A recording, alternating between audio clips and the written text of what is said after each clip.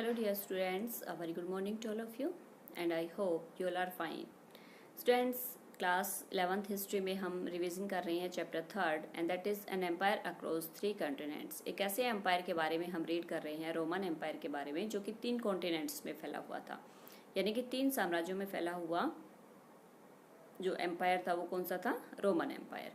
सबसे पहले हम देखते हैं इसमें इस चैप्टर से कि कौन कौन से सोर्सेज हैं, कौन कौन से ऐसे एविडेंस हैं जो हमें बताते हैं रोमन एम्पायर के बारे में।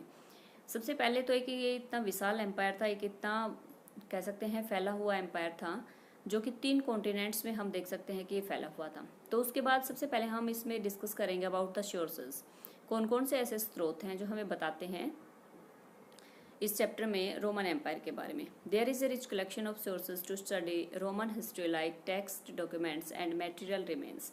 फर्स्ट ऑफ ऑल हमारे पास जो भी हिस्ट्री में सोर्सेज होते हैं उसमें हमारे टेक्स्ट होते हैं, डॉक्यूमेंट्स होते हैं और material remains. Material remains it means जो भी अवशेष हमें प्राप्त होते हैं। उसके बाद फर्स्ट इसमें हम रीड करेंगे अबाउट द आर्कियोलॉजिकल। देखो इसमें एम्फी थिएटर था, एम्फोर थे, कोलेजियम थे, इनके स्टेटस थे और एक्वेडक्ट्स थे। ये आर्कोलॉजिकल, ये ऐसी पुरातत्व की जो चीज़ें हमें मिली हैं, जैसे कि एम्फोर थे। एम्फोर इसमें क्या थे कि उसमें लिक्विड जो मटेरियल लेके जाया जाता था। एम्फी थिएटर क्या था? जहाँ पर बहुत सारे लोग इकट्ठे होकर बैठ सकते थे। कोलेजियम क्या था?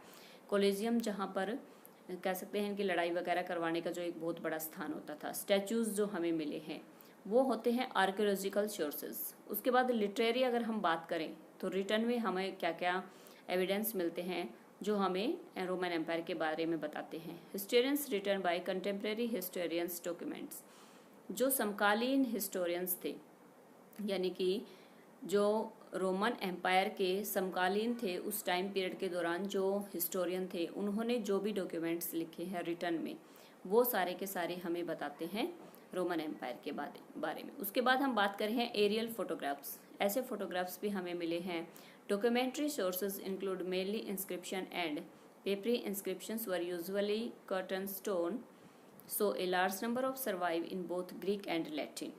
देखो जितने भी हमें इंस्क्रिप्शन मिले हैं, इंस्क्रिप्शन क्या होते हैं? अभिलेख होते हैं जो किसी कठोर सतह के ऊपर लिखे जाते हैं या फिर उनको बनाया जाता है। तो ये सारे के सारे जो एविडेंस हैं वो हमें बताते हैं, चाहे वो किसी स्टोन को कट करके बनाए गए हैं, किसी पत्थर के ऊपर लिखे गए हैं, किसी स्तंभ के, किसी पिलर के ऊपर लिखे गए हैं। तो ये सारे एविडेंस हमें रोमन एम्पायर के बारे में इंफॉर्मेशन देते हैं, चाहे वो ग्रीक लैंग्वेज में लिखे हुए हों या फिर लैटिन लैंग्वेज में लिखे हुए हों। तो सोर्स से अगर हम बात करें तो मेनली जो सोर्स हमें अवेलेबल हैं रोमन एम्पायर के बारे में जो हमें इंफॉर्मेशन देते हैं, टेक्स्ट हैं, डॉक्यूमेंट्स हैं और मटेरियल रिमेन्स हैं, और सबसे इम्पोर्टेंट रोल प्ले करते हैं कोई भी सोर्स हिस्ट्री में। उसके बाद हम बात करते हैं पेपरस की। पेपरस क्या था कि papyrus was a reed like plant that grow along the banks of the river Nile in Egypt. Egypt जो मिस्र जिसको हम प्रेजेंट में कहते हैं, उसके पास जो नील नदी के किनारे पर एक कह सकते हैं कि रीड लाइक एक प्लांट था जिसको पेपरस बोलते थे, and was proceeded to produce a writing material that was widely used in everyday life. और जिसके राइटिंग करने के लिए, लिखाई के लिए उनके जो पत्ते थे उनको यूज़ किया जाता था। Thousands of contracts, accounts, letter and official documents survive on papyrus. अब बहुत सारे ऐसे लेटर्स भी हमें मिले हैं, अकाउंट्स भी मिले हैं, जो ऐसे डॉक्यूमेंट्स भी मिले हैं जो कि पेपरस के ऊपर लिखे गए थे, and has be published by scholars who are called papyrologist. अब देखो पेपरस के पेड़ के पत्तों के ऊपर लिखने का जो काम था वो जब हिस्टोरियन ने पब्लिश किया तो उनको नाम दे दिया गया था पेपरोलॉजिस्ट। अब इसी में मैंने आपको बताया कि नील नदी के आसपास, उसके किनारे के आसपास मिस्र में जो पेपरस का पेड़ था वहाँ पर डॉक्यूमेंट्स वगैरह लिखने के लिए उसके जो पत्ते वगैरह थे उनको यूज़ किया जाता था रोमन एम्पायर में। तो ये सारे क्या हैं? रोमन एम्पायर के सोर्सेज हैं, स्रोत हैं जो हमें बताते हैं कि रोमन एम्पायर के बारे में हमें पूरी की पूरी इनकी इन्फॉर्मेशन वहाँ से मिलती हैं। अब उसके बाद हम बात कर रहे थे रोमन एम्पायर के बारे में, तो थोड़ा सा डिस्कस हम इसमें करते हैं कि रोमन एम्पायर की जो बाउंड्रीज थी, जो उसकी सीमाएं थी, वो कहाँ तक विस्तारित थी, कहाँ तक वो फैली हुई थी। तो इसमें सबसे पहले हम देखते हैं इस चीज़ को। इसके बाद हम देखते हैं इसमें कि बाउंड्रीज कौन कौन सी फैली हुई थी रोमन एम्पायर की। The ancient Roman empire was with spread across the 3 continents namely Europe, Asia and Africa.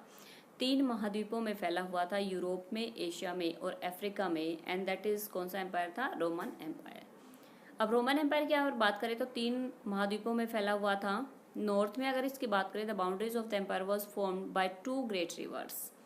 तो जो इसकी नॉर्थ में जो इसकी बाउंड्रीज थी वो कौन सी 2 रिवर्स, 2 महानदियों के द्वारा फॉर्म होती थी, and that is Rhine and Danube. Rhine और डैन्यूब नदी के द्वारा नॉर्थ में इसकी जो बाउंड्रीज थी वो फॉर्म होती थी। टू द साउथ की अगर हम बात करें, the huge expansion of desert called Sahara. देखो इसकी बाउंड्रीज की अगर हम बात कर रहे हैं तो एक विशाल साम्राज्य था जिसमें नॉर्थ की साइड 2 नदियां बह रही हैं जो इसकी बाउंड्रीज को फॉर्म करती हैं, and that is Rhine and Danube. उसके बाद अगर साउथ की बात हम करें तो साउथ में सहारा जो डेजर्ट है जो कि कहाँ पर पड़ता है? अफ्रीका में। तो अफ्रीका में जो सहारा डेजर्ट है उसके साथ साथ इसकी जो सीमाएं थी वो विस्तारित थी। उसके बाद बात करते हैं हम ईस्ट में। To the east river Euphrates and to the west Atlantic Ocean. East में अगर हम बात करें तो फरात रिवर, और वेस्ट जो अटलांटिक ओशन है उसका जो वेस्ट पार्ट है वो इसके साथ टच होता हुआ है। This vastest territory was the Roman Empire, that is why Roman empire is called an empire across 3 continents. और यही एक रीज़न है कि जब ये चारों तरफ से इस रोमन एम्पायर को हम देख सकते हैं कि कहीं डेजर्ट लग रहा है किसी कॉन्टिनेंट में, किसी में जो मेन जो ग्रेट रिवर्स हैं वो इसकी सीमाओं को फॉर्म करती हैं, तो यही एक रीज़न था। That is why Roman empire is called, इसलिए इसको कहा जाता है एन एम्पायर क्रॉस 3 कॉन्टिनेंट्स, यानी कि 3 महाद्वीपों तक फैला हुआ एक ऐसा साम्राज्य है जिसको क्या बोलते हैं? Roman empire. अब रोमन एम्पायर के बारे में हम बात करें तो Mediterranean sea is called the heart of the Rome's empire. जो रोम एम्पायर था उसमें अगर हम बात करें कि उसके हार्ट के बारे में बात करें तो बीच में मेडिटेरियन सी भी इसके साथ लगता था, जिसको क्या कहा जाता था? The heart of the Rome's empire. तो इस प्रकार से हमने बाउंड्रीज की बात की रोमन एम्पायर की। तो इसकी जो बाउंड्रीज रोमन एम्पायर की फैली हुई थी वो एक बहुत ही विशाल 3 कॉन्टिनेंट्स में फैली हुई थी, जिसमें यूरोप, एशिया और अफ्रीका तीनों ही कॉन्टिनेंट्स आते हैं, जिसमें नॉर्थ में बाउंड्रीज की फॉर्म हो रही है ग्रेट रिवर्स कौन कौन सी है? राइन एंड डैन्यूब। साउथ में इसके विशाल डेजर्ट है सहारा डेजर्ट। साथ में ईस्ट में रिवर फ्रात रिवर, जिसको कि हमने प्रीवियस उसमें रीड किया था कि मेसोपोटामिया सिविलाइजेशन में फ्रात और दजला जो रिवर्स थे, टिग्रिस रिवर थी, वो बहती थी, तो वही साथ इसके टच हो रही थी। साथ में जो अटलांटिक ओशन है उसका वेस्ट जो पार्ट है। उसके बाद इतना विशाल टेरिटरी था रोमन एम्पायर, जिसके कारण इसको क्या कहा गया? An empire across 3 continents. Mediterranean Sea इसके बीच में, इसका हार्ट कहा गया था रोमन एम्पायर का। उसके बाद इसमें हम बात कर रहे थे बाउंड्रीज की, उसके बाद हम बात करेंगे इसके डिवीज़न की। डिवीज़न ऑफ रोमन एम्पायर, कि रोमन एम्पायर का जो डिवीज़न था वो किस प्रकार से किया गया था। The Roman empire was can broadly divided into 2 phases. देखो सबसे पहले रोमन एम्पायर के बारे में अगर हम स्टडी करते हैं तो इसको हम 2 फेजेस में डिवाइड करते हैं। First early Roman empire and second is late Roman empire, divided by the 3rd century as a sort of historical watershed between them. अब देखो इसके जो 2 फेजेस तैयार किए गए हैं, 2 फेजेस में इसको डिवाइड किया गया है हिस्टोरियन के द्वारा। तो उसमें हम ये देख सकते हैं कि सबसे पहला अर्ली यानी कि इसकी स्टार्टिंग टाइम पीरियड था, और इसका लेटर इसका जो बाद का टाइम पीरियड था। उन्हीं 2 फेजेस में इसको बांटा गया है। रोमन एम्पायर जो है उसके बारे में हम बात कर रहे हैं। अब इसके बाद हम बात करते हैं in other words the whole period from the beginning of the Roman empire to the main part of the 3rd century can be called the early empire, and the period from the 3rd century to the end called the later empire और late antiquity.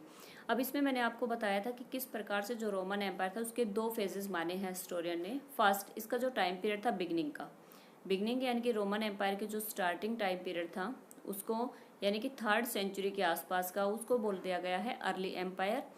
और उसके बाद the period from the 3rd century, उसके बाद का 3rd century, इसके बाद का टू द एंड और लास्ट यानी कि इसके डिक्लाइन होने तक का जो टाइम पीरियड था उसको बोल दिया गया है लेट एम्पायर और लेट एंटिक्विटी। इस प्रकार से रोमन एम्पायर को 2 फेजेस में डिवाइड किया गया है, early Roman empire and late empire. इसी प्रकार से हम थोड़ी सी इसमें स्टडी करेंगे, डिस्कस करेंगे अर्ली एम्पायर के बारे में कि किस प्रकार से रोमन एम्पायर में जो अर्ली एम्पायर था उसमें जो एडमिनिस्ट्रेशन था वो किस प्रकार का था। तो फर्स्ट ऑफ ऑल इसमें हम देखेंगे the early empire. Early empire में एडमिनिस्ट्रेशन की अगर हम बात करें तो आर्मी, सीनेट, एरिस्टोक्रेसी, एम्परर और उसके बाद रिपब्लिकन, प्रोविंसन, टेरिटरीज और टैक्सेशन। इसमें ये सारे के सारे डिवाइड किए गए थे कि आर्मी को रखा गया था, सीनेट थी, सीनेट जो एम्परर की हेल्प करती थी, एरिस्टोक्रेसी में इसमें कह सकते हैं कि जो मिडिल क्लास के लोग थे, बड़े बड़े स्कॉलर्स, विद्वान वगैरह थे, उनको रखा गया था। एम्परर इसमें फर्स्ट पोजीशन पे आता था। प्रोविंशियल टेरिटरीज थे कुछ इनके, जिनको कि ऐसे राज्य भी थे जो कि अपने अलग रूप में काम कर रहे थे।